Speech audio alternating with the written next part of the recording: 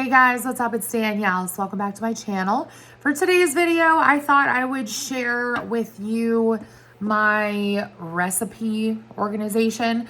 Now, this is purely for physical recipes. I don't really, admittedly, I don't really have a legitimate system as far as more digital recipes aside from having them saved. Like, for example, I save a lot of recipes on Instagram because I follow a lot of people who do like meal prepping and that sort of thing, and dietitians and, you know, athletes and whatever. And then I also have a separate one where it's like tried and true stuff. So there's ones that I want to try and then ones that are like tried and true.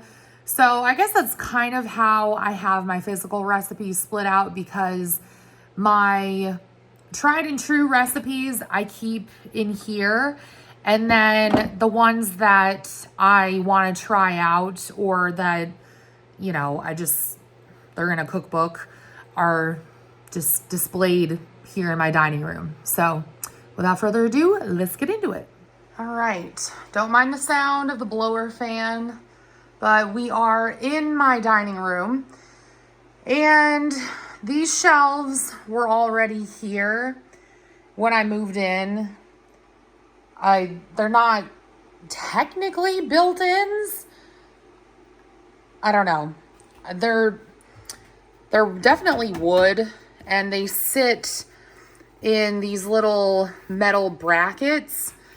And the previous owner had like all of this completely filled up with, I think they were like memory keeping things and like photo albums. She was like a really big Disney person, so she had Disney stuff all over the place. But her son was actually an Imagineer, so that's kind of cool. But anyways, this is where I have my cookbooks, and I guess I'll just give you a tour and then circle back. So I have cookbooks over here, not in any particular order. I try to keep like the actual ones for cooking along this side, and then towards the end, over towards the right, I have stuff for like canning, preserving, and then this is the Bible right here. Anything by King Arthur Baking Company to me is the Bible. And then I'll show this in a minute, but that's where I keep like recipes that I've gotten from family members or that I've come up with. And then this I got for Christmas, I think last year. And this was from my mom. It's just a cookbook holder. So actually that works out well because it replaced another one that I had. Right here, these are some Korean vases that I absolutely demanded that my mom give me before I moved out on my own. And I've had them ever since. I love them. Part of my heritage. Down here is where I have my grandma's crystal. So these, I can't remember if my mom bought these for her, or I think my mom did buy these for her when she was living in Germany. I don't remember where they're from. I'm going to have to ask because I literally cannot remember. I believe they might be Waterford, but I don't know. And then my mom got me these really nice candle holders, which are Marquis by Waterford, just because I'm spoiled, I guess. And then right here is where I have all of my alcohol. Funny thing is, I don't drink. It's a personal decision. I don't have any health issues that prevent me from being able to drink. I just choose not to. So this was a present from my brother one year, and I love it because I love sharks. And it actually holds my favorite wine that I've had for like over 10 years that I refuse to open. It's Brunello di Montalcino from Tenuta Torciano in Italy. And then I have some other wines that I actually really like. Primarily what I prefer, is the Dr. Constantine Frank semi-dry Riesling. I went a couple of years ago to the Finger Lakes, and I specifically picked this up because it was so damn good. Also, I had never been up there. And then I have, this is from Ohio. This is another one from Tenuta Torciano. And then I have just some other ones. But I don't really care about red or white, mainly because I don't drink a whole lot anyways. So, and then down here is where I have the main bulk of my canning jars. This isn't even all of them. I have more, believe it or not. A lot of them are in use, and I bought these secondhand, which is why I didn't have bands and lids for them. But I'm kind of a snob. I like to only use ball if I can help it.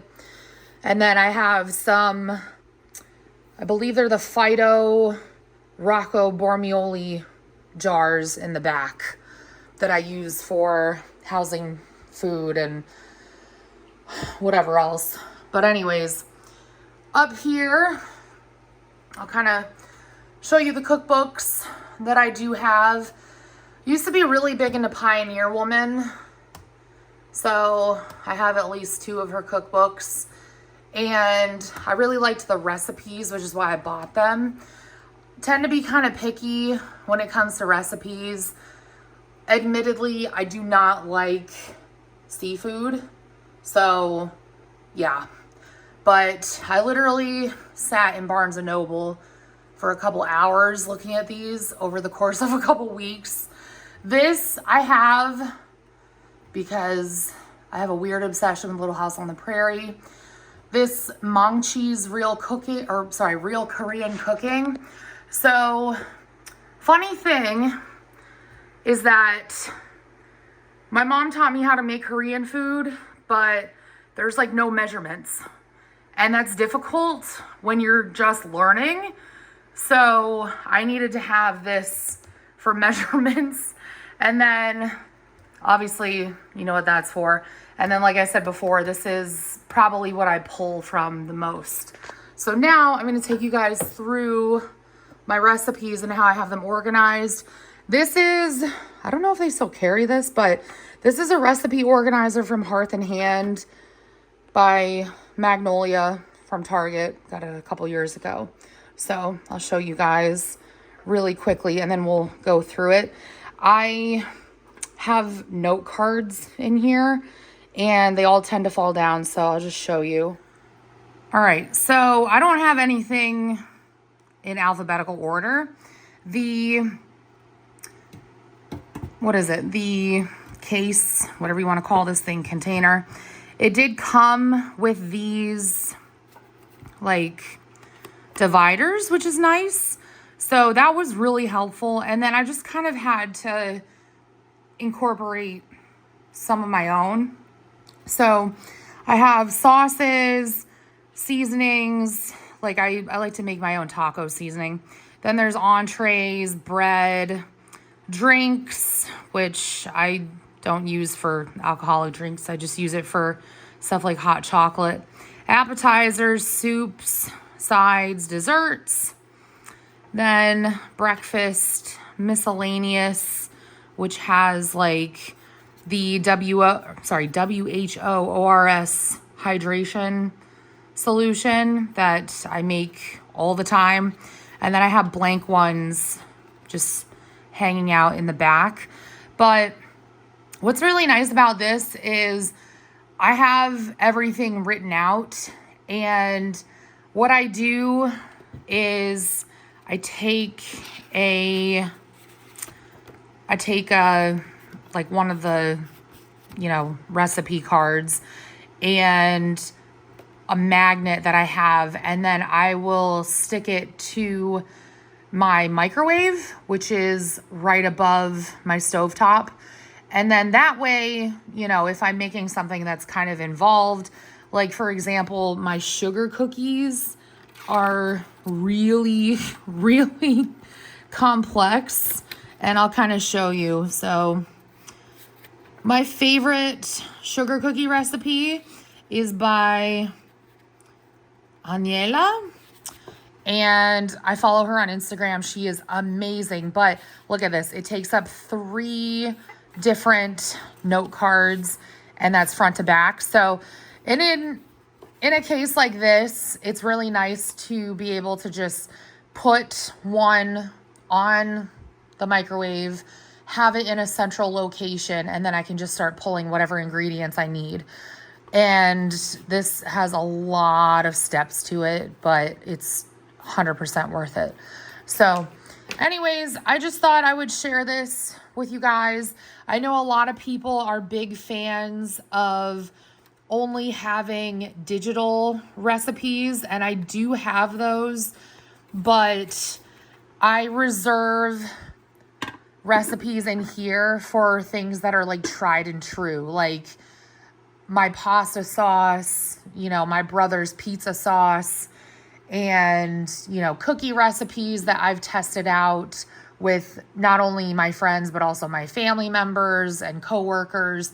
So I feel like I have a really good understanding of, you know, whether people like them or not. And then just things of that nature. I really like to keep those things contained because then I can differentiate. And if there happens to be a recipe in a cookbook that I really like, I'll just make a note of it, but I don't transfer it into here. I think that's a little bit much, a little too redundant. So honestly, I've had different versions of this in the past. This is just what I've had for the last couple of years. But anyways, thank you guys so much for watching. I love you all, and I'll talk to you on my next video. Bye, guys.